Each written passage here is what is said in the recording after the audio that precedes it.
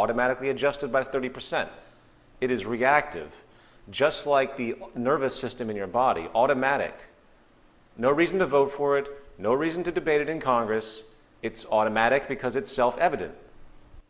So, to summarize this approach, all planetary resources, from energy to minerals to maritime life, etc., are managed by strategically active statistical processes in a single global system which is programmed to adjust automatically to the changing environment.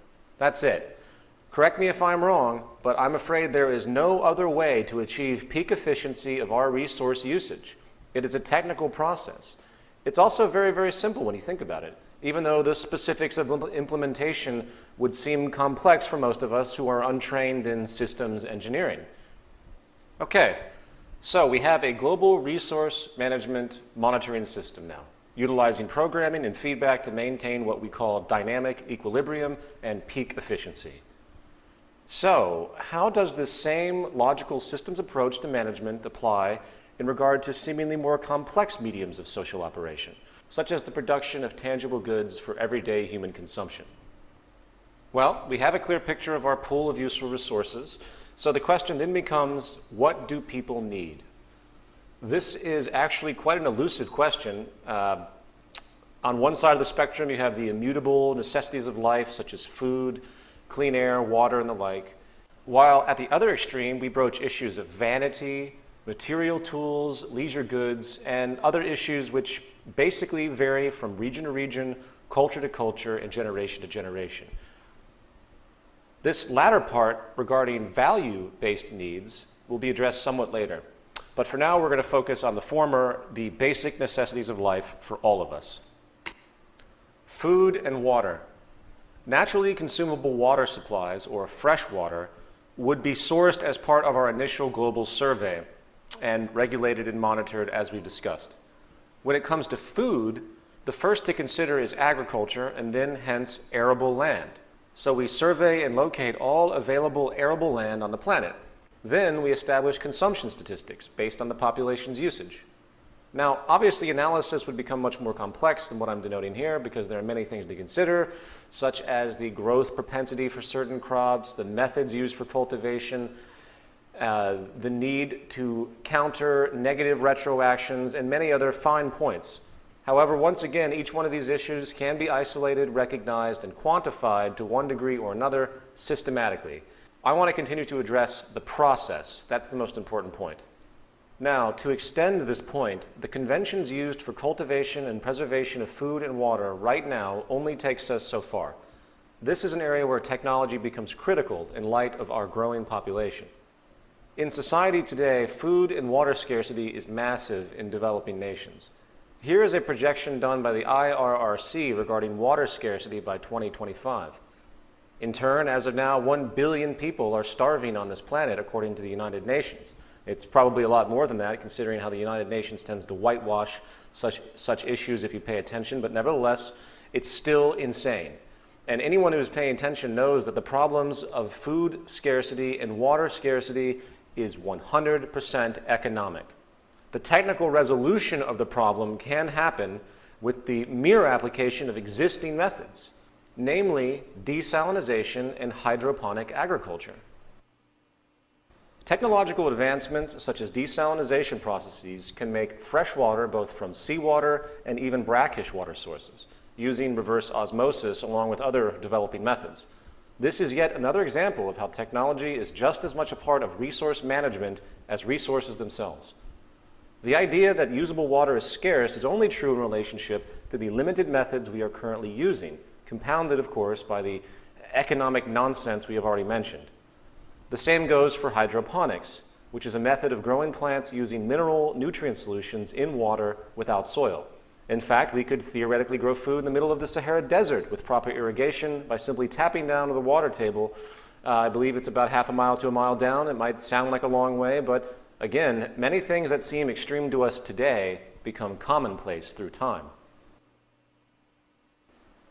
And, by the way, I hate to sound negative, but if the United Nations was truly concerned about the well-being of the third world, if they really cared at all, frankly, They would be facilitating the building of desalination plants along the coast of every suffering nation to convert ocean water to consumable, usable water, and then they would filter organic nutrients from the ocean itself into hydroponic greenhouses. That would resolve.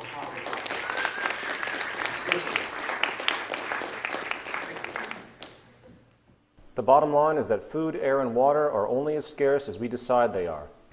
If we choose to become intelligent and strategic with our production and preservation methods, while taking full advantage of technology, there is no reason why we can't provide for the Earth's people many, many times over. The starving children of the world today are not so because of a lack of available food and water.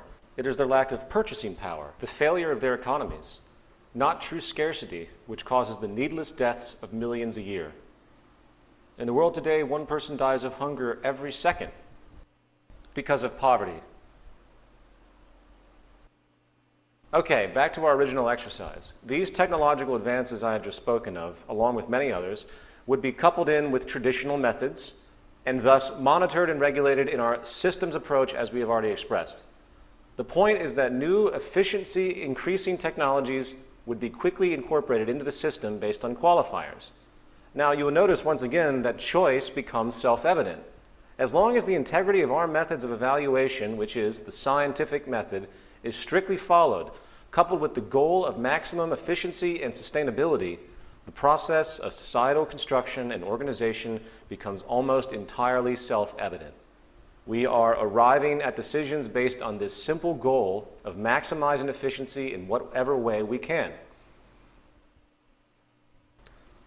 And this pattern of thought, this commitment to the objective observation of natural processes and loyalty to the scientific methodology utilizing hypotheses and testing, etc., leads us to part 3, with the introduction of an organization called the Venus Project.